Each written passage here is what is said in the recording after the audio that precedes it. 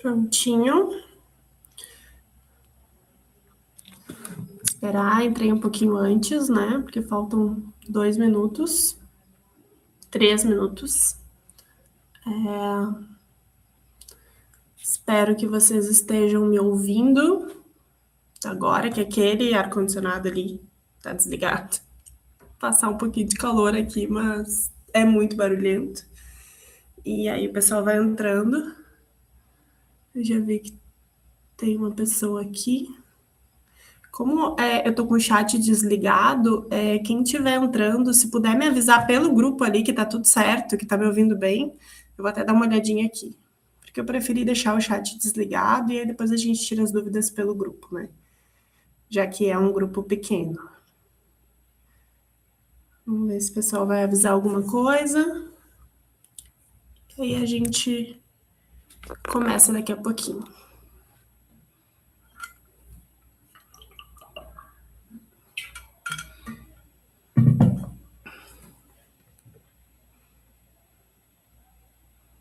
Ah, tá ótimo, Brenda. Muito obrigada. Obrigada por avisar, que aí a gente já fica mais tranquila aqui para começar. Vou só aguardar um pouquinho, pessoal, esses 2 minutos, e já venho falar com vocês, tá bom?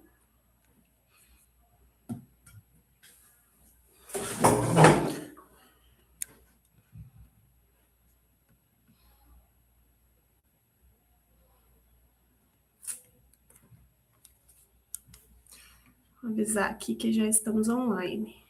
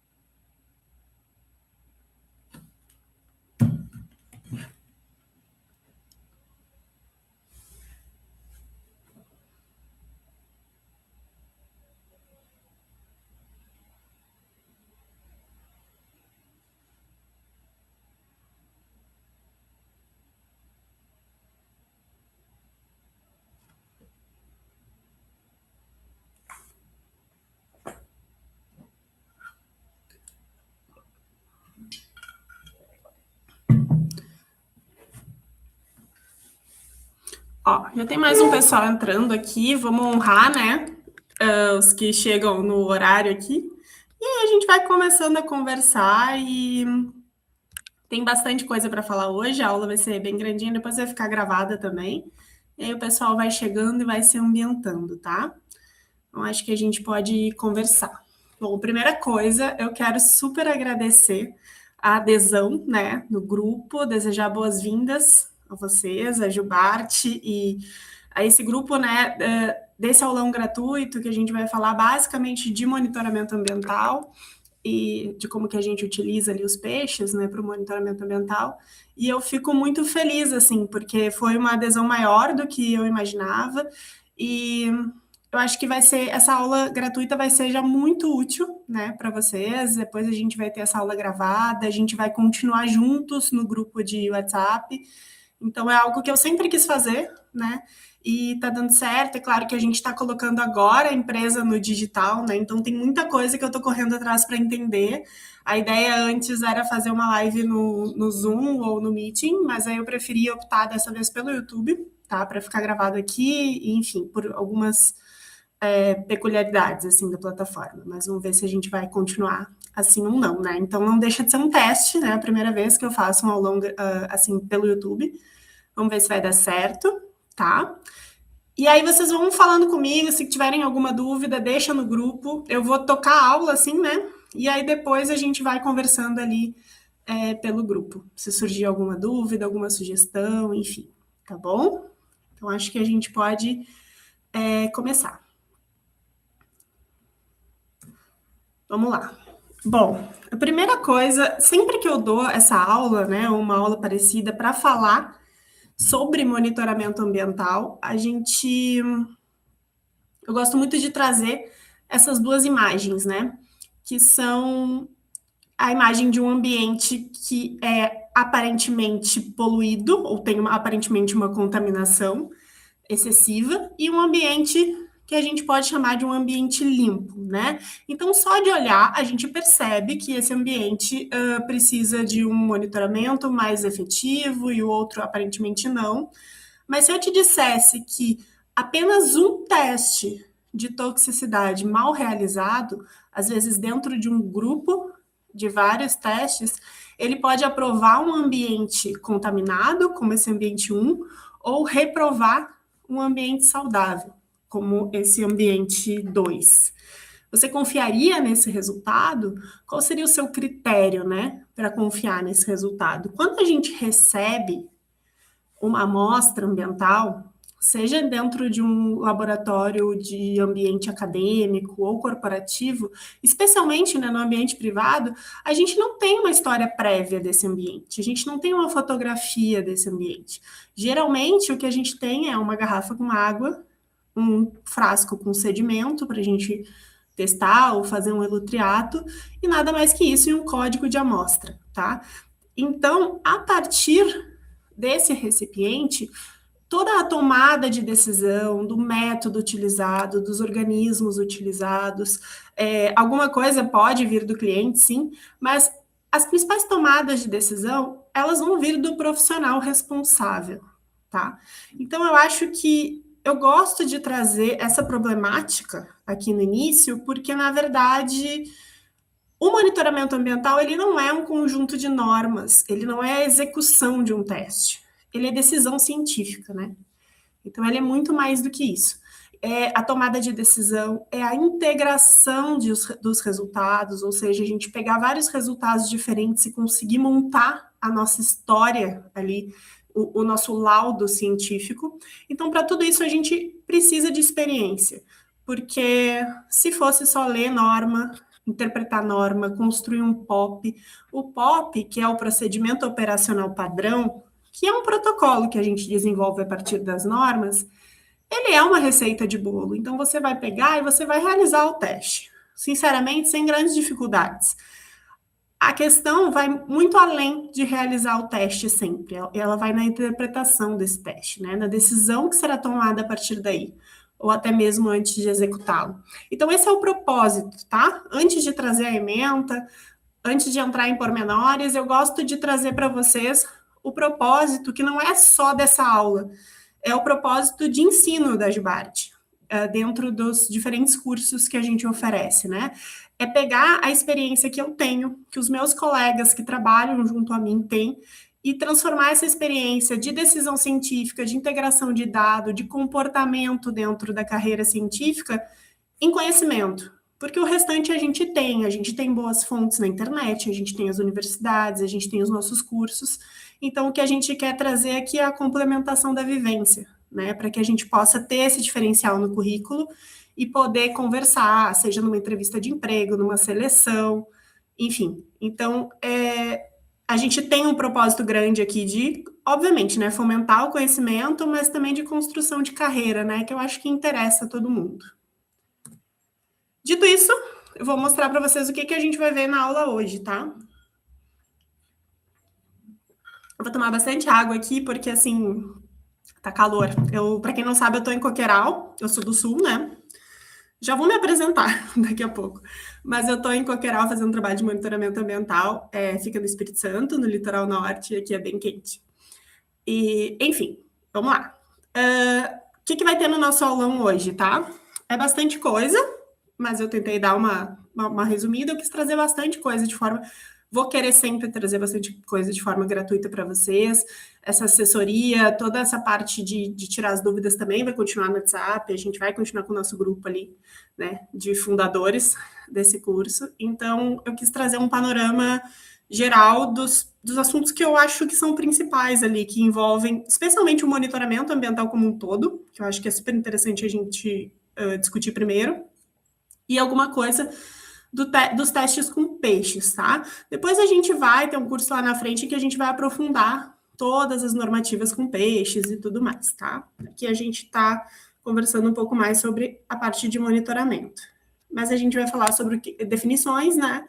A relevância, então, dos peixes como organismos teste, né? Por que a gente utiliza os peixes? Quais são os tipos de teste de toxicidade, né? Os principais tipos e as principais finalidades que eles se conectam.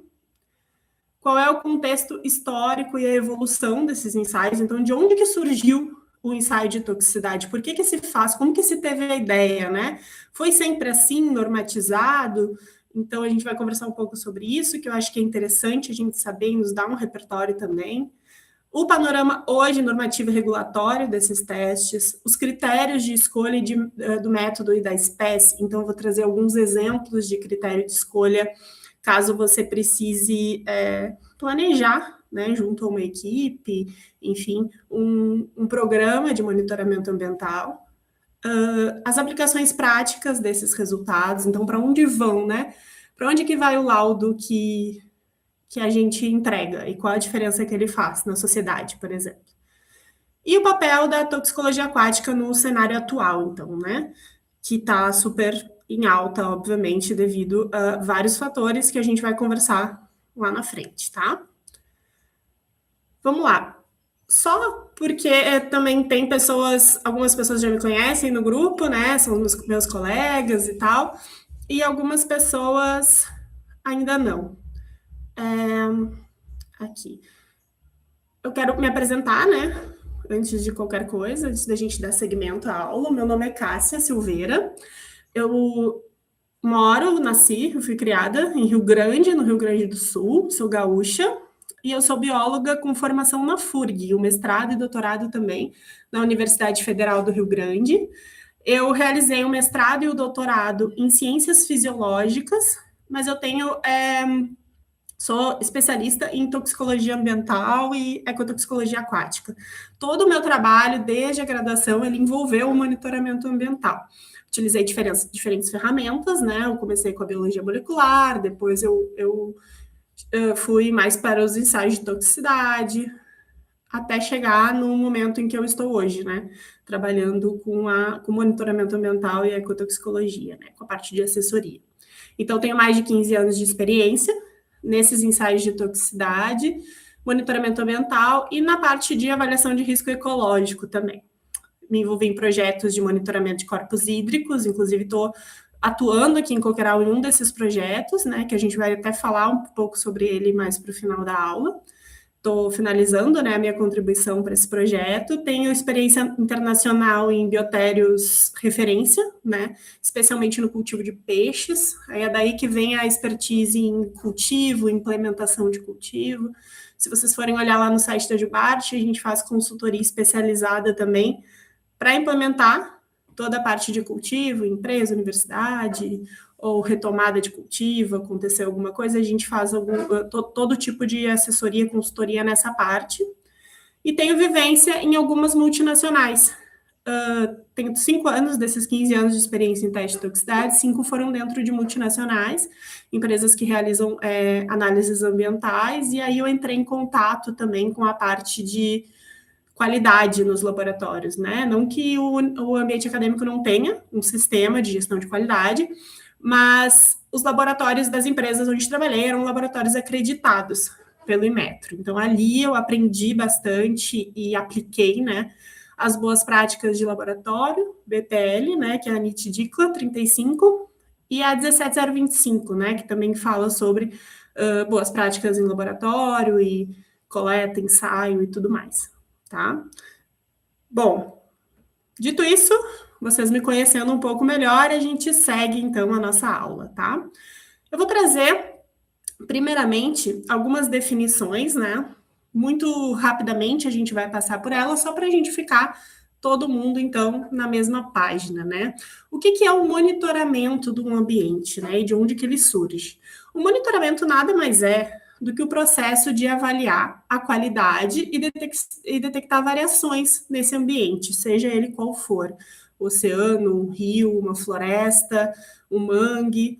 E essas variações, elas podem ser causadas por atividades humanas ou fenômenos naturais, tá?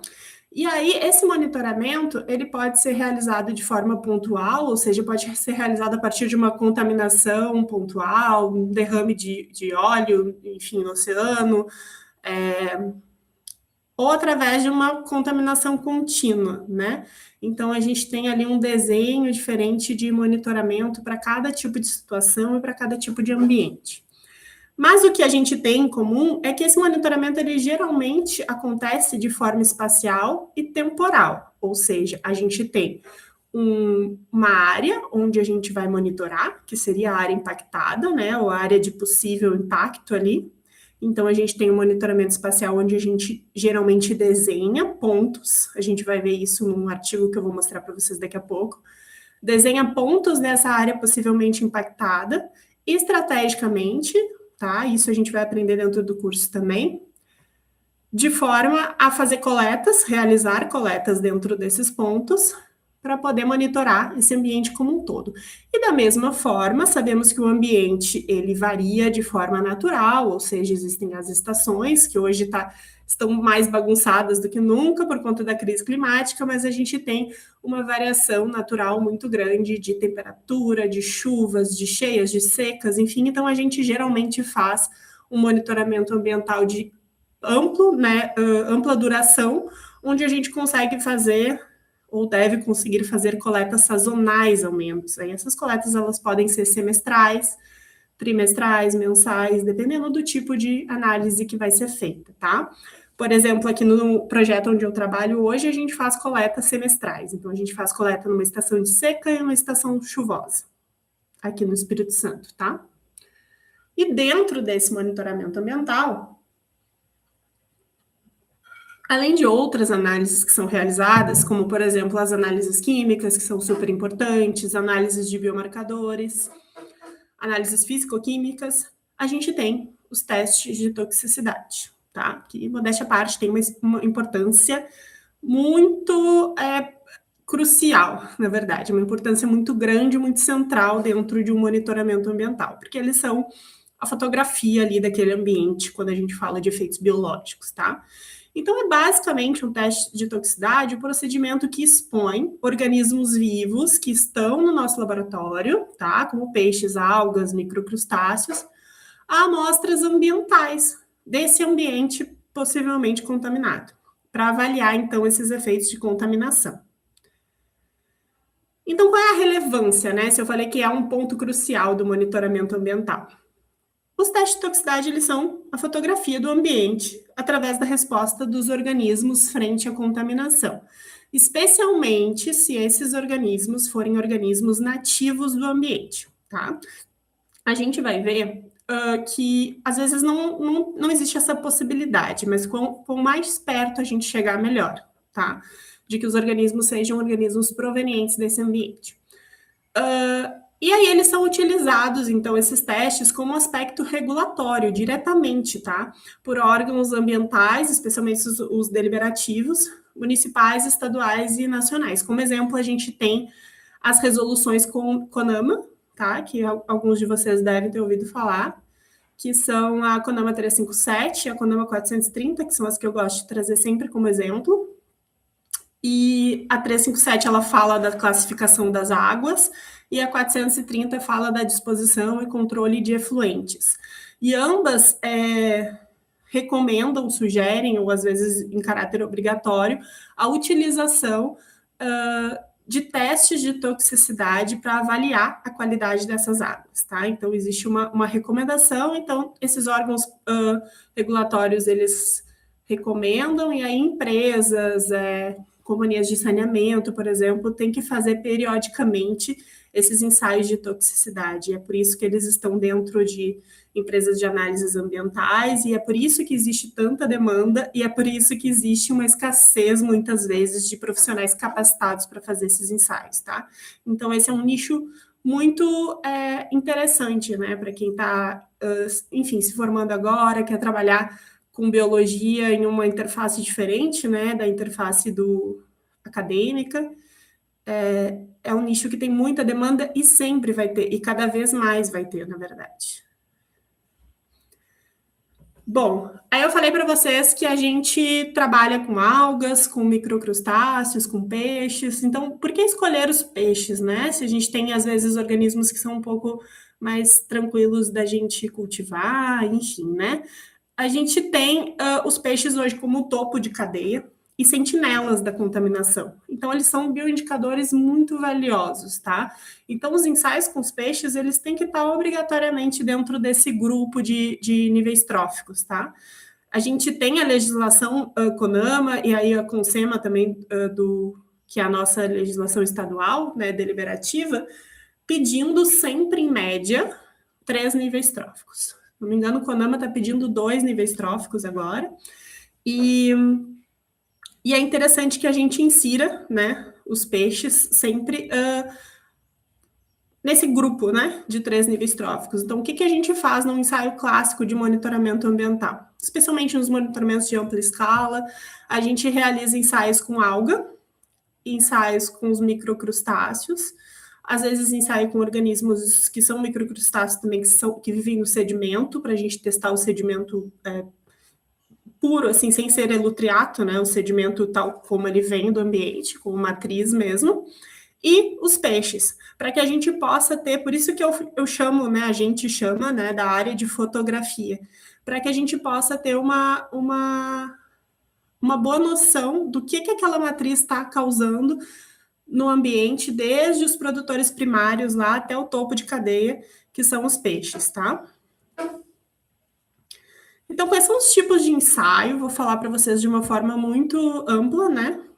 Que a gente tem. Isso aí é para todos os organismos, né? Mas falando especificamente de peixes. A gente tem como escolha, né? Ensaios agudos e ensaios crônicos.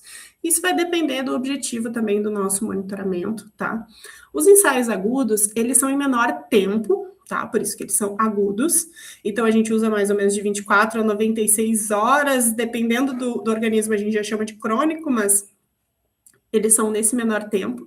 E aí, eles observam efeitos mais rústicos, mais brutos, que são os efeitos de letalidade. Então, você expõe os organismos àquela amostra e a diferentes diluições daquela amostra, e aí vocês vão ver efeitos de mortalidade ou imobilidade. Quando a gente fala de Daphnias, a gente não chama de mortalidade, né? A gente, quando elas param de se mexer, a gente já considera imobilidade um efeito agudo, tá? E a gente tem como exemplo a norma 15088, que é do ensaio com peixes agudo, que a gente faz ensaio com zebrafish.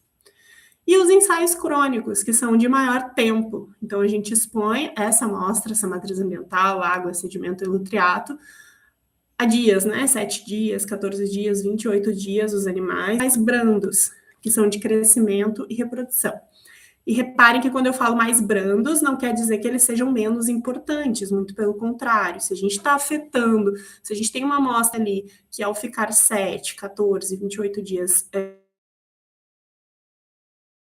num ambiente, né, mesmo que controlado de laboratório, o crescimento ou a reprodução desses organismos, a gente tem já uma preocupação ambiental muito grande com a espécie, certo?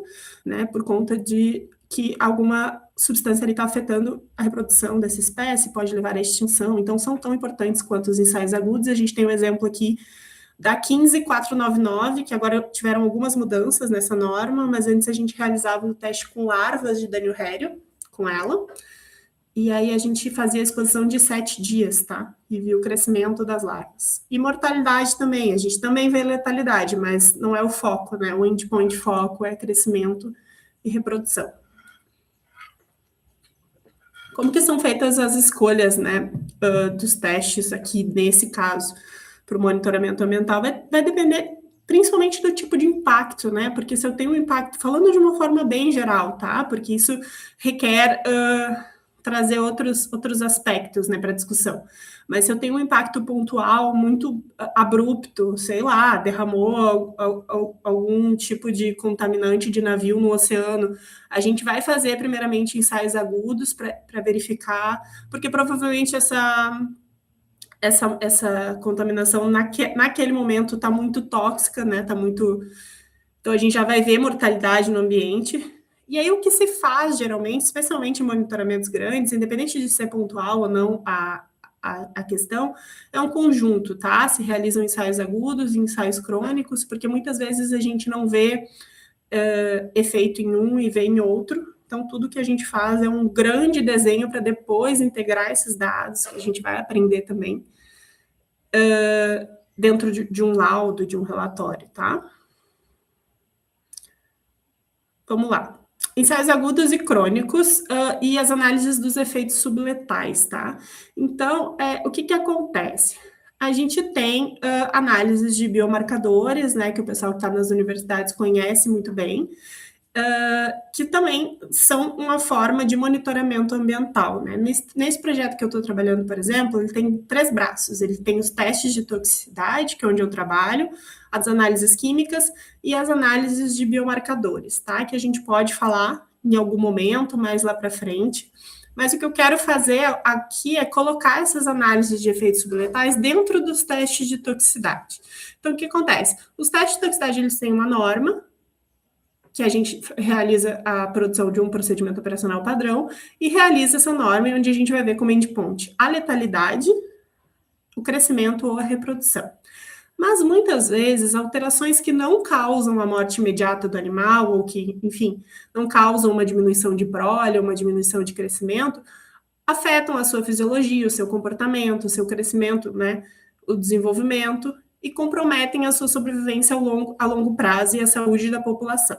Então, a gente sempre busca observar, especialmente quando a gente fala em peixes, o comportamento natatório, às vezes se realiza uma análise ou outra, que vai ser uma complementação à norma, que vai estar como ponto no nosso relatório. Então, a gente também não precisa, dependendo do que a gente está se propondo, ficar completamente preso à normativa, né? Porque os testes de toxicidade, eles são engessados à normativa, né? Como a gente vai ver daqui a pouco. Mas nós, como biólogos e, enfim, da área, né, da biologia, não sei se todo mundo é biólogo aqui, mas com o senso crítico que temos, podemos observar e apontar esses efeitos subletais, até para que surjam trabalhos a partir disso dentro daquele ambiente, né? Porque somos investigadores. Bom, mas por que a gente realiza, então, um teste de toxicidade? A partir do avanço industrial e do aumento da poluição, especialmente desde o século XIX, começou a se observar, então, e agora a gente vai falar um pouco de histórico, né? Começou a se observar a necessidade de avaliar o impacto de substâncias químicas no ambiente aquático.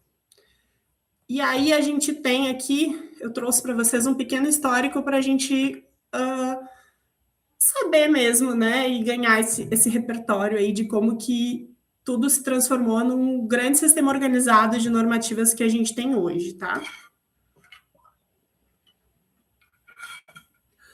Bom, no início do século XX, os pesquisadores eles começaram a observar, de forma bem empírica mesmo, efeitos letais e subletais de contaminantes sobre organismos aquáticos. Então, mortalidade nos rios, a partir do momento, né, que se começou ali a Revolução Industrial, se começaram a testar novos químicos, as coisas foram se desenhando de forma a os pesquisadores começarem a se atentar para isso. Então, esses primeiros estudos, eles eram mesmo de forma muito empírica, não padronizados, sem controle de variáveis, que hoje é imprescindível, a gente não consegue imaginar, né, um ensaio de toxicidade sem controle de variáveis como pH, temperatura, oxigênio. E ali pela década de 40 e 60, tudo isso foi começando a se organizar. E aí a gente teve o surgimento de primeiros protocolos, né, que eram reprodutíveis ali, e o conceito da LC50, né, da concentração letal mediana, que mata 50% dos organismos. E aí já na década de 70 a 90, começou a ser utilizada, então, a padronização e regulamentação, tá? Então, a gente tem algumas publicações de livros aqui, que o pessoal da biologia conhece e gosta muito também. Essa primeira, né, que é o Primavera Silenciosa, da Rachel Carson, é o mais conhecido, né, que é um livro maravilhoso, eu super indico. Eu acho que estão me avisando alguma coisa aqui no grupo. Ah, saiu dos slides. Tá bem. Deixa eu ver aqui.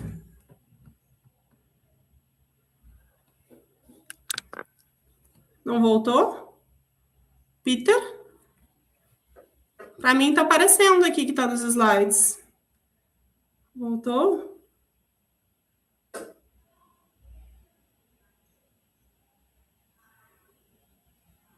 Tá, eu vou dar uma olhadinha aqui o que aconteceu. Eu acho que. Será que eu tirei do modo de apresentação? Ai, gente. Ah, tá. Tá só a câmera. Deixa eu ver. Eu vou tentar compartilhar a tela aqui de novo. Aqui. Compartilhar. Vê se foi agora.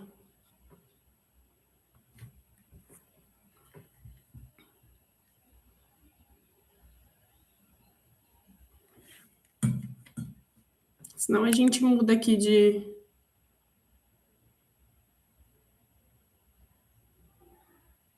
Ixi, gente.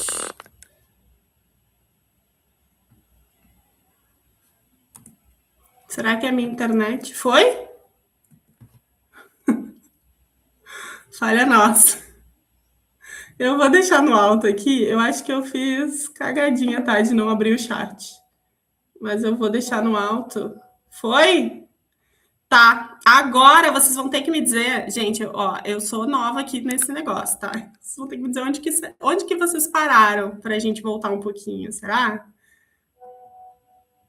Aqui. Toda essa parte aqui do histórico, será que a gente volta daqui? Pode ser? Acho que não foi por muita coisa, né? Já vimos que o YouTube, talvez, na próxima a gente faz em outra. É que os outros também, eles têm... Não pegou... Tá, então vamos voltar aqui na parte do histórico. Que eu já falei para vocês, mas só para vocês lerem e darem uma olhadinha aqui no layout. Ah, beleza. Ah, então tá. Aqui. Não, mas aí aqui depois, ó, me avisem aqui. Eu tô com o computador, o celular bem aberto, caso caia de novo, tá?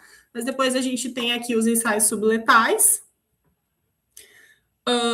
Essa parte, né, que eu falei sobre o histórico, né, que os primeiros estudos não eram padronizados, eram feitos de forma empírica, sem controle de variáveis.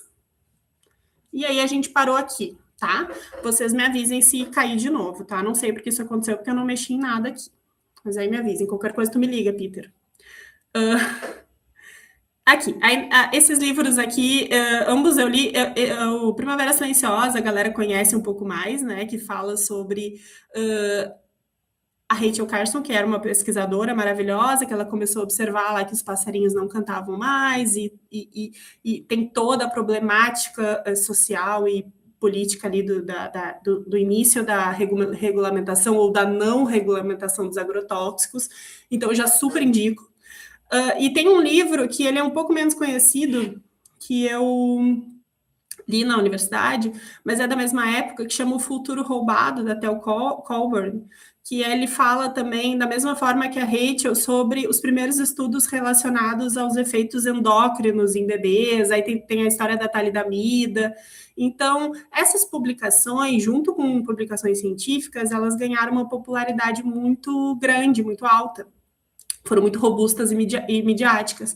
E a partir daí, nos Estados Unidos, começou uma movimentação de regulamentação de testes, para que isso ficasse de uma forma redonda, padronizada, e pudesse ser transformado em um aspecto regulatório sério e, enfim, levado em consideração em decisões governamentais e tudo mais. Então, foi o estar mais grave, né? O start dado também por essas publicações que impulsionou a produção das normativas, e aí começou nos Estados Unidos com a OECD e a EPA, tá? Isso foi na década de 90. No Brasil, a gente seguiu o fluxo, né? A gente se espelhou, né? O Brasil se espelhou nas normas da OECD, então as normas da OECD elas conversam diretamente com a ABNT, que é a Associação Brasileira de Normas Técnicas, tá?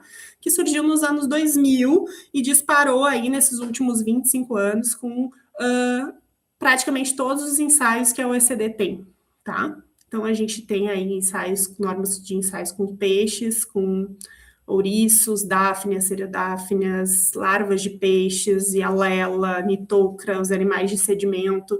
Então, a gente tem uma série de normas. As normas OECD e as EPA a gente encontra na internet, tá?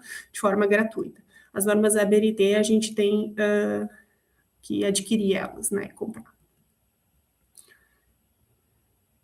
E junto com essas normativas, também começaram a aparecer abordagens alternativas e mais refinadas nos últimos anos, como, por exemplo, o FAT Test, que está super em alta agora, né, mais do que nunca, porque ele é reconhecido com a OECD como um substituto no teste com os peixes adultos, tá? Em muitos casos, mas não em todos os casos, tá bom? E aí,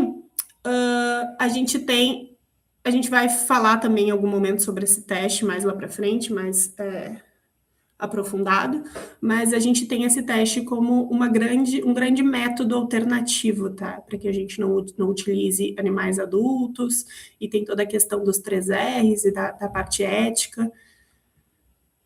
Então, atualmente, hoje em dia, a toxicologia aquática, ela busca integrar esses ensaios laboratoriais com dados de campo e também modelagem preditiva, né, para que a gente não coloque muitos animais em sacrifício, a gente não usa mais essa palavra, mas para que a gente utilize cada vez menos animais, especialmente os peixes, né, os vertebrados, nos ensaios. Então, a toxicologia ela está se moldando de uma forma diferente, né, e promovendo, então, essa abordagem mais ética, sustentável e integrada.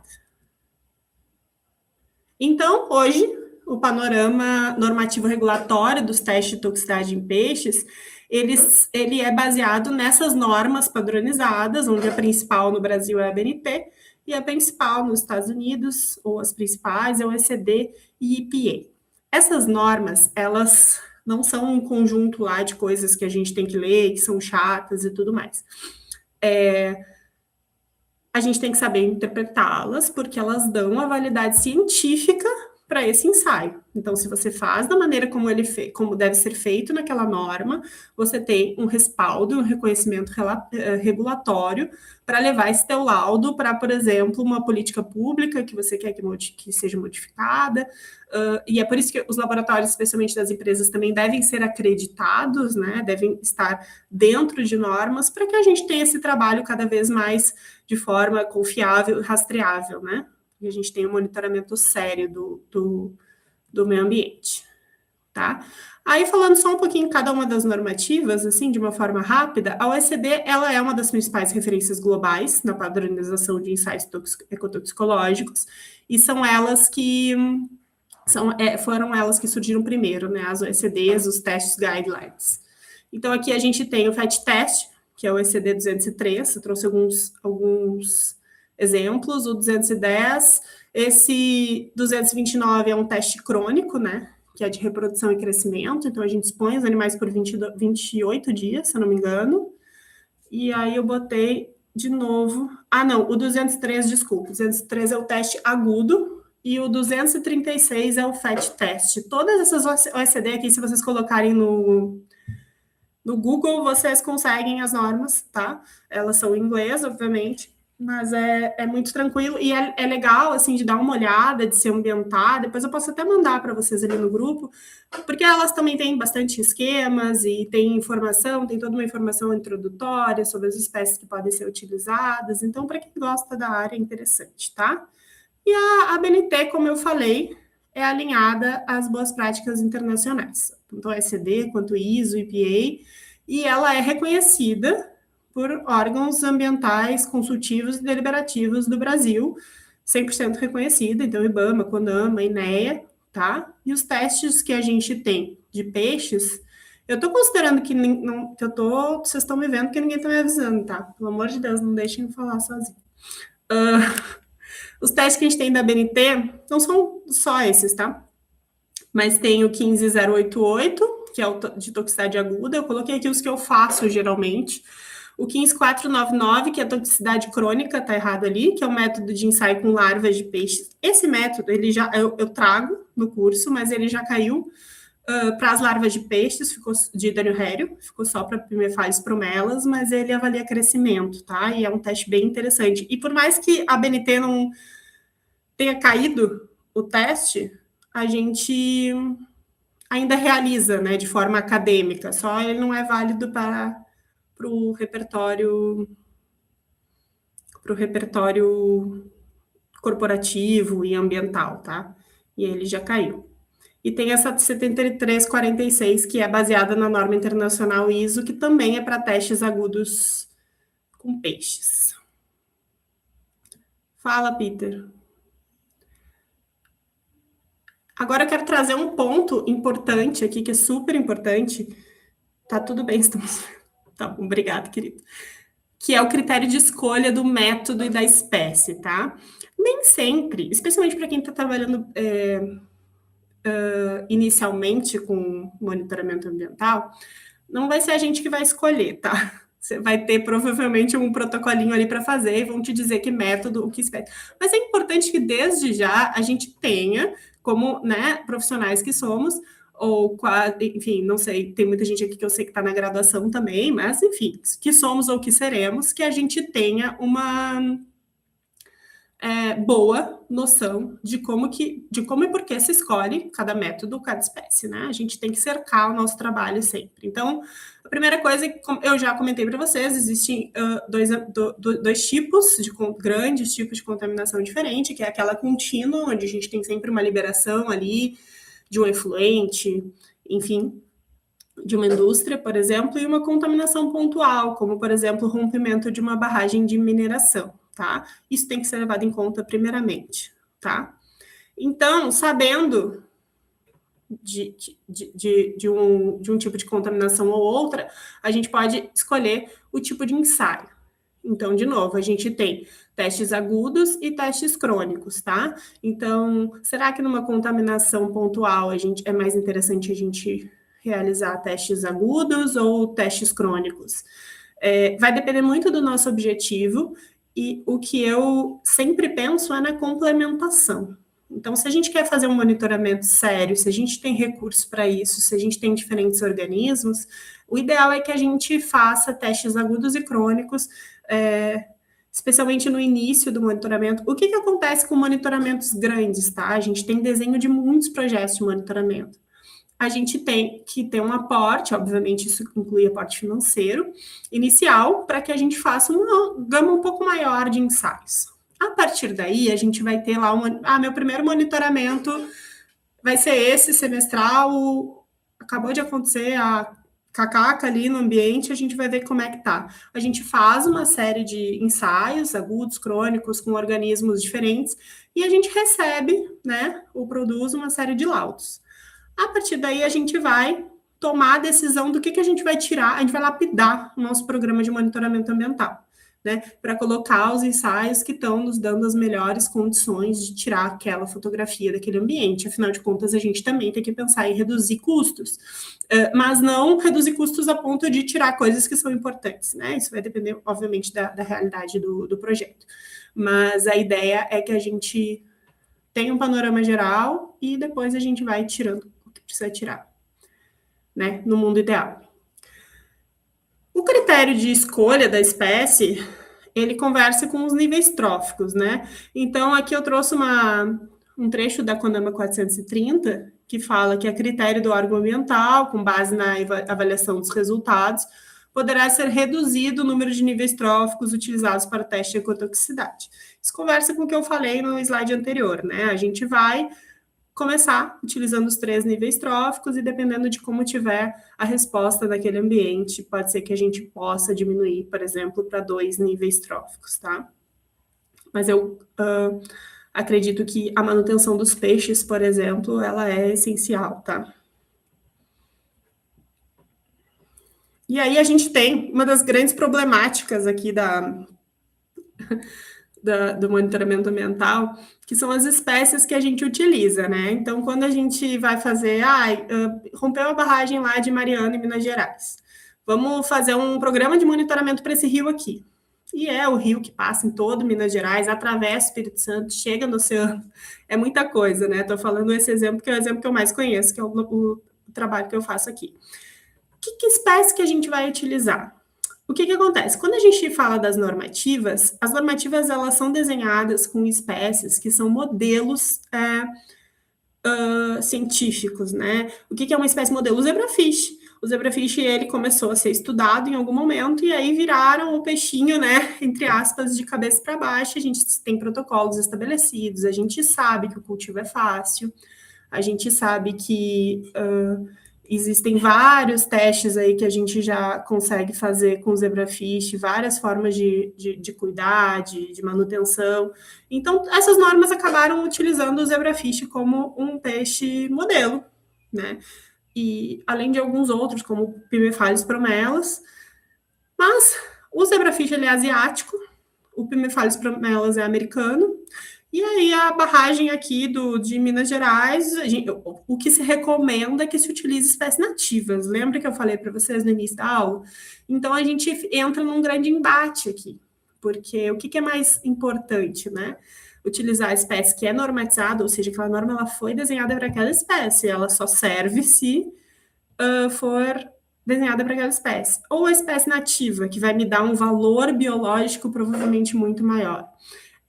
Isso vai do bom senso e do repertório do pesquisador e vai de pesquisador para pesquisador, mas existem alguns termos de referência que chama, né, que é o que pede assim, o órgão ambiental, o estudo de monitoramento, que dão como obrigatório utilizar espécies normatizadas, porque a princípio aquela norma funciona para aquela espécie, né, para nenhuma mais. Então, o que a gente trabalha muito, e aí muito dentro das universidades, tá? Invalidar normas para espécies nativas. Então, hoje, por exemplo, eu faço monitoramento da barragem de Mariana com o zebrafish, que é um peixe que não é nativo daqui. Então, assim, ainda não é o meu ideal, mas é aparentemente o que é cientificamente mais aceito. Mas no Brasil, inclusive na FURG, e em várias universidades e também em empresas, a gente tem um trabalho, um esforço científico para que a gente possa validar, porque as normas elas são construídas dentro da universidade, seja aqui ou seja lá fora. Então, a gente pode validar os mesmos ensaios ou ensaios muito parecidos para, sei lá, a Poecilia vivípara, por exemplo, que é uma espécie nativa daqui da região. Daqui não, né, que eu estou em Coqueiral, mas do sul, né? Então, é uma questão muito de, sei lá, escolha científica. É sempre um ponto que se tem que parar e ver caso a caso, tá? Mas eu digo para vocês que geralmente as espécies normatizadas, elas ganham. E aí, alguns outros fatores, falta bem pouquinho, tá, gente? Acho que vai ser mais ou menos 1 hora de aula mesmo. Outros fatores científicos que são relacionados à escolha da espécie, se essa espécie ela é representativa no ambiente de interesse, que é mais ou menos o que eu falei, na verdade, se ela tem sensibilidade conhecida a esses contaminantes, então às vezes a gente tem 2 espécies ali para escolher, normatizadas ou nativas, a gente pode usar esse critério. O critério, obviamente, da facilidade de reprodução de ciclo de vida. Então, por exemplo, a gente não pode querer fazer um teste crônico de 28 dias com, sei lá, um robalo, um peixe grande. Não vai ter estrutura para isso, né? Não vai ter estrutura e vai precisar de uma equipe para fazer um teste só. A tolerância a condições físico-químicas também. Então, espécies de água doce para testes de água doce, espécies eurialinas para testes eurialinos e assim por diante, tá? E também, obviamente, os fatores logísticos e operacionais. A gente está falando muito aqui sobre um ambiente, uma situação ideal dentro do monitoramento ambiental, mas a gente sabe que as realidades, especialmente quando a gente fala das universidades também, né, públicas, é diferente, né, em termos de infraestrutura, de recurso, disponibilidade de treinamento de equipe, disponibilidade de organismos, então vai depender, no final das contas, do quanto vai ter o projeto de grana, né? E levar em conta também sempre os fatores éticos, né? Então, todo o conhecimento, quando eu lançar o curso dia 17, eu vou contando para vocês mais um pouquinho, mas a gente vai ter um módulo só de ética com CEA, CEUA, porque é realmente algo super importante. Então, a escolha do modelo biológico, se ele for vertebrado, né, especialmente, deve ser aprovada por um comitê de ética e existe todo um procedimento, né, para planejar a utilização desses organismos. Bom, e como que funciona o teste de toxicidade com peixes? Então, falei, e agora a gente vai entrar aqui em como que a gente faz de uma forma, claro, né, resumida, a gente não tem muito tempo mais, mas a gente tem basicamente 2 tipos de matrizes, né? A gente tem as matrizes ambientais, que são as águas, os elutriatos, os efluentes. Não sei se vocês ouviram falar já de elutriato, mas basicamente o elutriato ele é uma lavagem do sedimento que a gente coleta. Então eu fui lá no meu rio contaminado, coletei água e coletei um sedimentinho ali, né? A areinha que fica ali embaixo. E aí a gente vai fazer uma diluição desse sedimento com a água do animal, porque a gente assim vai mimetizar o revolver desse sedimento quando chove, por exemplo, e aí a gente vai ver a toxicidade também do sedimento dos organismos, tá? Então, para esse tipo de matriz aqui, a gente vai fazer diluições, tá? Do efluente, seja ele elutriato, água ou efluente propriamente dito. A gente vai lidar com 100% daquele efluente, 50%, 25%, 12% e até o grupo controle. E depois a gente tem os testes de toxicidade com contaminantes e produtos que a gente vai utilizar diferentes concentrações desses contaminantes, tá? De forma crescente, com um fator de diluição ali de 1,5 a 2 e sempre 5 concentrações. E sempre com controle, tá?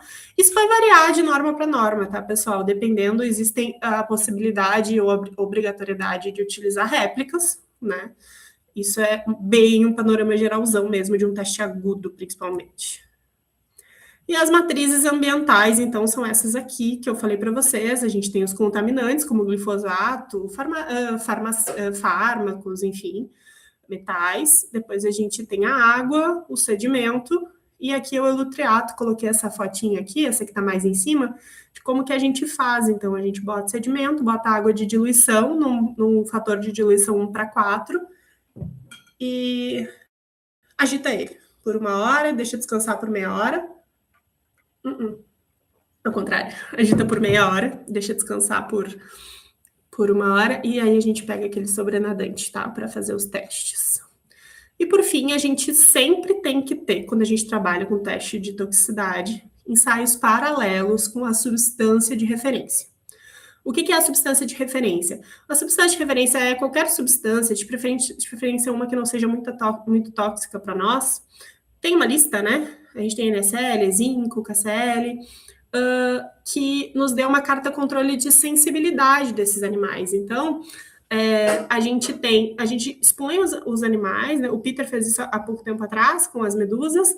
A gente expõe os animais a diferentes concentrações. Vamos colocar o exemplo do zinco. E ele vai ter uma curva de mortalidade ali que vai nos dar uma CL50, tá?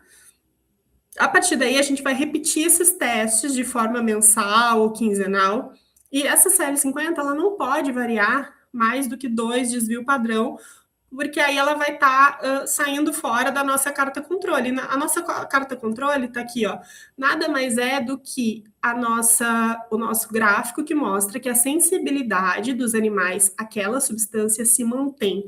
Então, quando a gente tem um lote que está doente, um lote que está fraco, um lote que veio ruim do fornecedor, seja lá qual for a questão, a gente vai ter um ponto fora dessa curva. Então, a gente vai ter uma mortalidade mais cedo, ou a gente tem um lote super resistente, seja lá por qual motivo for, o que também não é legal, a gente vai ter uma mortalidade mais tarde. Então, esses pontos que vocês estão vendo saindo fora dessa linha aqui, tá? E também tem essa regra dos 7 pontos, que a gente... o que acontece? Vocês estão vendo que os pontos tem essa linha verde, é ruim explicar gráfico assim, queria um jeito melhor, mas a gente vai pensar. Tem essa linha verde, e aí vocês estão vendo que os pontos de CL50, eles estão um abaixo, um acima, um abaixo, um acima, um abaixo, um acima. É assim que tem que estar, tá, pessoal? E aí, quando a gente tem ali até 7, sempre para um lado, por mais que ele esteja dentro do nosso intervalo, isso já indica um descontrole, tá? Já indica que essa nossa curva, ela tá baixando. Então, é aí que a gente observa a sensibilidade dos animais. E quando a gente tem um descontrole nessa carta controle, a gente para tudo, tá? A gente para o nosso monitoramento, a gente muda o nosso lote de animais, se possível. para que a gente tenha de novo um lote que responde, porque se ele responde assim ao zinco, se ele responde assim ao NSL, ele provavelmente vai ter uma resposta diferente lá na nossa amostra ambiental. Espero que tenha dado para entender, tá? Essa parte é difícil de explicar assim, mas a gente conversa depois qualquer coisa ali no grupo, se vocês tiverem mais alguma dúvida, tá? Bom, as aplicações práticas, então, dos resultados dos testes. Bom, a gente já viu que eles nos dão informações essenciais sobre o ambiente. Então, esses testes, eles são, de fato, a fotografia do ambiente, né, nos organismos aquáticos, que é o que a gente está falando agora. Mas como que a gente aplica esses resultados? Então, assim, a gente aplica no monitoramento ambiental propriamente dito, então a gente avalia a qualidade dessa água, tá? E aí a gente utiliza em programas de monitoramento de corpos de água, que são realizados tanto para a gente reportar, né, para órgãos ambientais, para geração de fiscalização, para geração de multas. A gente observa efeitos biológicos cumulativos ou sinérgicos, algo que a análise química não nos dá, porque, por exemplo, quando a gente fala, né, do rompimento da barragem de Mariana, ali ao longo dos rios já existiam várias indústrias onde eram liberados efluentes. Então, a gente sabe, a análise química nos dá que houve, obviamente, picos, né, dos metais ali do rompimento da barragem, mas o que esses metais estão realizando junto com os contaminantes que já estavam ali, só a análise biológica pode nos dizer. E também as análises preventivas, né? Então, por exemplo, o uso de Daniel Harry no ensaio com amostras de rio contaminados é utilizado para avaliar efeitos subletais ou alterações comportamentais nesses rios, tá? Outra aplicação prática é o licenciamento ambiental e o controle regulatório. Então, esses testes, eu já falei, né? Vou só dar mais uma pincelada aqui, eles são utilizados pelos órgãos ambientais para autorizar ou não o lançamento de efluentes e funcionamento de empreendimentos. Então, decisões políticas, tá, ambientais são tomadas de acordo com os laudos de teste de toxicidade. Aqui, por exemplo, a gente liberou os órgãos ambientais liberaram a pesca em alguns lugares do Espírito Santo e outros não, de acordo com ensaios que a gente entrega. Então, o que a gente faz ali no laboratório, nesse caso, ele tem uma aplicação imediata, tá? O que é de grande responsabilidade. É por isso que a gente traz também esse conjunto de informações para que a gente tenha um pouco mais de segurança na hora de, daqui a pouco, tomar uma decisão, porque realmente é de uma responsabilidade muito grande, né? E aí a pesquisa científica, né, dentro das universidades, tem um grande valor acadêmico a gente realizar e desenvolver os testes de toxicidade, tá?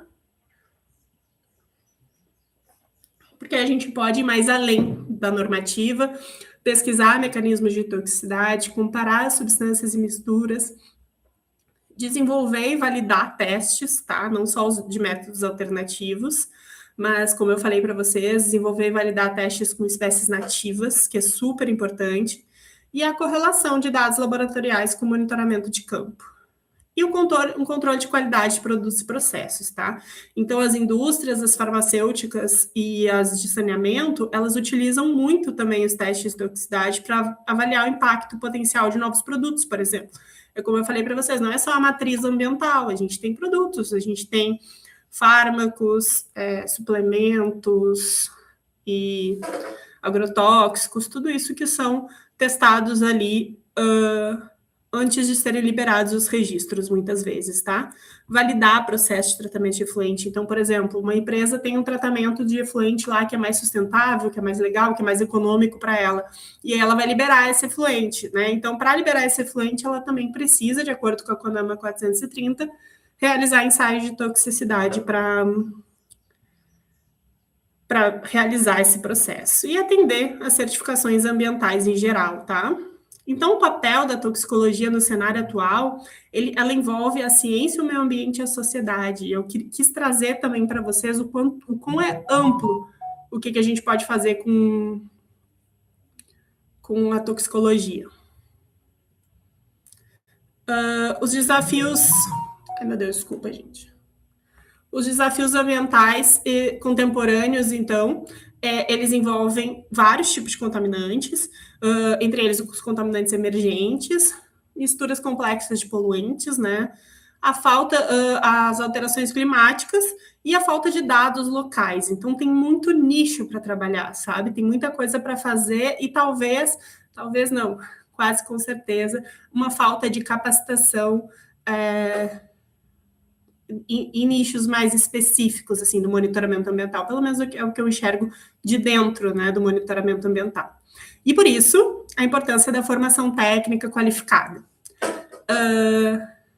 Tem um gargalo comprovado, como eu acabei de falar, que é a falta de formações de profissionais com formação prática sólida, né, em relação à integração, à tomada de decisão, a conversa mesmo sobre esse planejamento de monitoramento ambiental, e é por isso, muitas vezes, que muito dinheiro é gasto em processos e trabalhos que não são tão eficazes e que não nos dão a resposta que talvez a gente precisasse dentro do...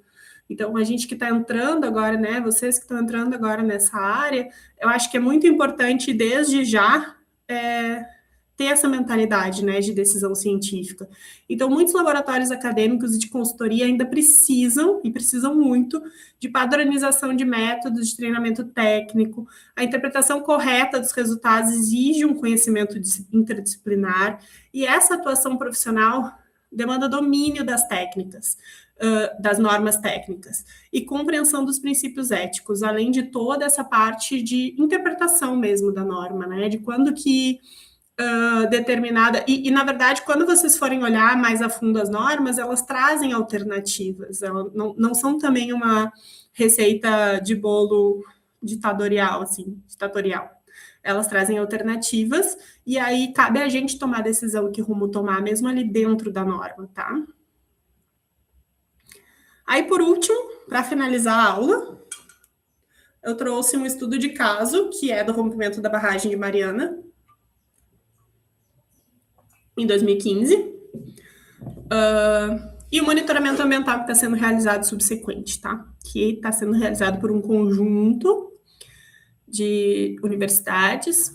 Bom, para quem não lembra, não sabe, não sei, não se recorda, foi em novembro de 2015, onde a barragem do Fundão, em Minas Gerais, em Mariana, rompeu e liberou, de uma forma abrupta, né, de uma vez só, toneladas de lama que percorreram o Rio Doce, a porção mineira, depois a porção capixaba, até chegar no Oceano Atlântico. Então, essa foi uma contaminação pontual e é uma contaminação recorrente, tá? A gente tem vestígios, e vai ter por muito tempo, da contaminação desse ambiente nesse aspecto, tá? A gente teve primeiro uma mortalidade muito também por conta da força física da lama, né? Que passou arrasando com tudo, e até hoje em dia a gente tem ali os metais presentes no ambiente, tá? E a partir daí se criou uma estratégia, né, que envolve os órgãos ambientais, IBAMA, ICMBio, e um plano gigante de monitoramento, tá? Eu tive a honra de participar desse projeto por muitos anos. A gente, agora em 2025, publicou esse artigo, tá? Que é um artigo que fala sobre o monitoramento durante 6 anos da porção capixaba, né, que é esse projeto, que é o Rede Rio Doce Mar, que é em parceria com a FURG, UFES e UFRJ, ele monitora só a parte capixaba, que já é muito, do Rio Doce, e mais a parte de oceano, tá? Por muito tempo eu trabalhei embarcada, fazendo as coletas. Deixa eu ver aqui se não me avisaram nada no grupo. E aí a gente tem aqui, nesse artigo, um compilado, é um artigo bem grande. Se vocês quiserem, eu vou mandar no aulão gratuito o link, tá? Para vocês darem uma olhada. Vou contar um pouquinho só sobre esse artigo aqui, que a gente já está passando da hora, mas a gente tem aqui várias espécies que a gente utilizou. A gente utilizou o Poecilia vivípara, o Dânio rério, e a Lela, Daphne, Seriodafne, ouriço, que é o que eu estou fazendo ensaio agora. Esse projeto ainda está rodando, tá? E aí, a gente fez coleta todos esses pontos aqui, ó. A gente tem esse mapa aqui, e aí onde tem essa linha azul clara é o Rio Doce e a porção capixaba. Então, a gente tem todos esses pontos de coleta e os pontos de coleta ali no oceano, tá? E aí a gente realizou ensaios de toxicidade com vários organismos, todos os níveis tróficos, e idealizamos um índice de toxicidade, né? De acordo com a literatura, e esse índice de toxicidade a gente usa até hoje, então, e a gente mostra no artigo ao longo do tempo como esse ambiente se modificou. Considerando um monitoramento espacial e temporal, a gente pode dizer hoje que a gente sabe, né, de certa forma, óbvio que o projeto tem análise química, tem análise integrada, e a gente sabe para onde essa contaminação está indo, como que ela está se comportando, como que ela se comporta em estação seca, em estação chuvosa. Então, a gente já tem uma série de informações que nos permite contar a história de como que lá em 2015 começou a se desenhar esse contexto, né, desse novo ambiente, que é um ambiente contaminado, considerando a contaminação que já havia. Então, dentro desse artigo, a gente conta um pouco da história desse ambiente, tá? É um projeto muito grande e que a gente conseguiu integrar um trabalho de monitoramento ambiental, que hoje a gente também utiliza os nossos recursos para os ensaios que devem ser feitos, que nos trazem resultados. Então, é um trabalho que já está lapidado, é muito interessante para quem quiser ler ou falar comigo, saber um pouco mais sobre, tá? Então, cada teste realizado, cada resultado que a gente obtém, é uma pequena peça nesse quebra-cabeça da proteção ambiental. E a formação em toxicologia aquática, ela é mais do que uma habilidade, é o nosso compromisso em montar esse quebra-cabeça e conseguir olhar para ele como um todo. Senão, não adianta, né? Senão a gente faz ali o nosso trabalho no laboratório, mas a gente nunca vai conseguir se a gente não der esse próximo passo, integrar esses resultados, né? Então, se você saiu, assim, dessa aula, a gente já está acabando, sabendo que os ensaios de toxicidade, eles não se resumem só em testes, em normas de diferentes espécies, mas que eles são ferramentas de decisão ambiental, regulatória e ética, eu cumpri meu objetivo com essa aula, tá, pessoal? Eu acho que o principal objetivo é mostrar que o que a gente faz no laboratório é só uma parte do potencial que a gente tem de contribuir em decisões dentro do aspecto do monitoramento ambiental, e todo mundo que tem formação pode fazer, todo mundo que está se formando pode fazer. Então, eu acho que é isso, tá? Eu vou contar para vocês um pouquinho do curso que eu vou lançar dia 17, que ele tem... Essa é basicamente a primeira aula do curso, né?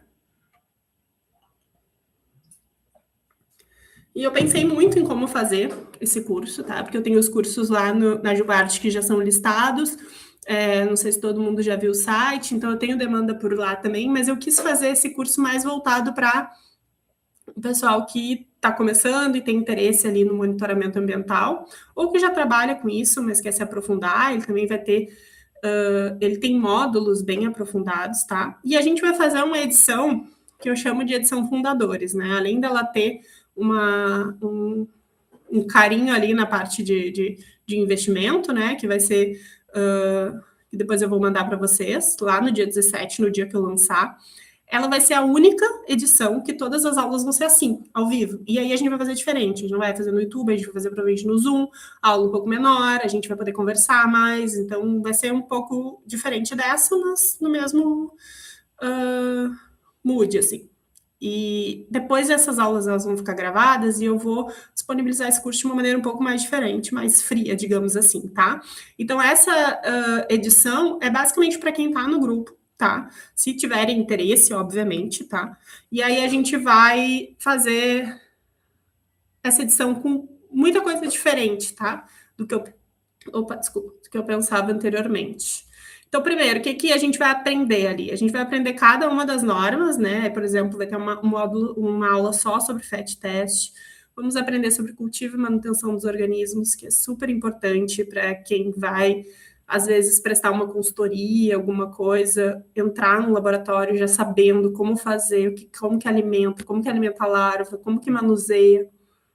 Gestão de dados e resultados, interpretação das normas, sem aquela chatice de ficar lendo norma, enfim, a gente vai fazer mapa mental, eu vou disponibilizar mapa mental, vai ser bem diferente, assim, eu tô bem animada. os ensaios da BNT com Dânio Hério e com uso OECD com Poicília também, a parte de ética e de eutanásia, todas as demais aplicações e monitoramento, e como funciona, então, o monitoramento da prática desde a coleta, tá? Mas o mais legal, aqui eu trouxe só mais umas informações. O mais legal é que esse curso, ele vai ter o certificado, né, de 20 horas reconhecido, tá? E vão ter bônus exclusivos, tá? E é por isso que também eu comecei, eu ia até adiar essa aula, porque eu ia deixar mais ali para o dia 17 para já lançar em seguida, mas eu estava muito ansiosa para dar, eu queria já passar essas informações para vocês. Mas eu basicamente vou lançar dia 17 porque eu ainda estou construindo, sendo bem sincera, esse material bônus. Eu gosto que as coisas fiquem muito do jeitinho, do meu jeito, assim. Quando eu sei que está pronto, eu libero. Então, tem coisa ainda que eu ainda quero aperfeiçoar. Então, a gente vai ter kit de planilha de laboratório, vai ter alguns guias práticos em PDF de planejamento, roteiro para auditoria, modelo de relatório técnico de ensaio, tudo isso eu vou colocar. Provavelmente vai ser uma plataforma da QIFI, então as aulas vão ser ao vivo e depois vão ficar gravadas lá. E aí eu vou ter o resumo PDF de cada aula, alguns e-books, checklists, e, para mim, o que eu acho que é o mais legal, na verdade, é um acesso a um grupo de alunos no WhatsApp e uma assessoria anual. Então, assim, eu só vou fazer isso para esse curso mesmo, porque não vale a pena, assim, né, para mim fazer para muitas pessoas, porque, na verdade, nem para mim nem para vocês, porque eu não conseguiria dar atenção para todo mundo. Mas como o grupo é pequeno, a gente faz um acesso exclusivo, tá?